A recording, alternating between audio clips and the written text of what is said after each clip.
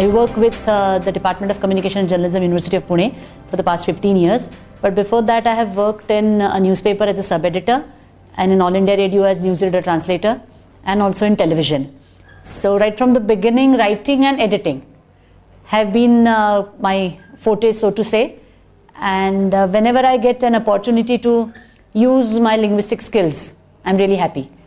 And Vidula Tokekar being a very good friend, and when she started this enterprise, I was really happy and wanted to do my bit in helping her. So my first assignment for Translation Panacea was that of editing a book. And that was the first time I was editing a book that was translated. Because editing news stories in a newspaper or a newsroom is so different from editing a translated book.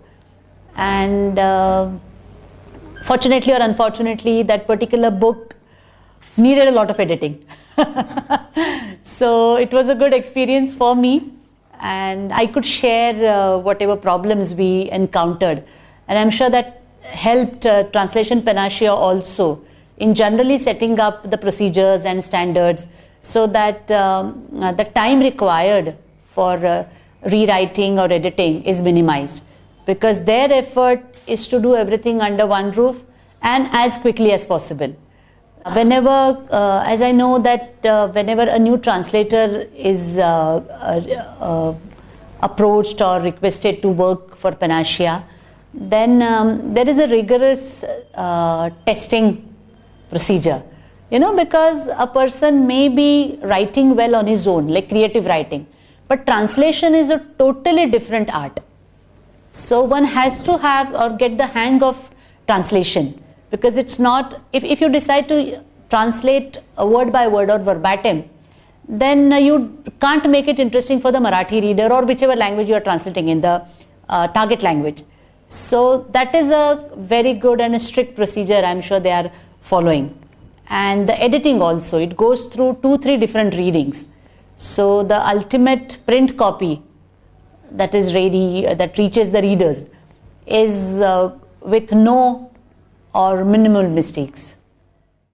Yeah, what I appreciate working here is, at times as an editor, you are reading something and you are not sure. You can sense that something is not translated properly, but then you don't know how to set it right.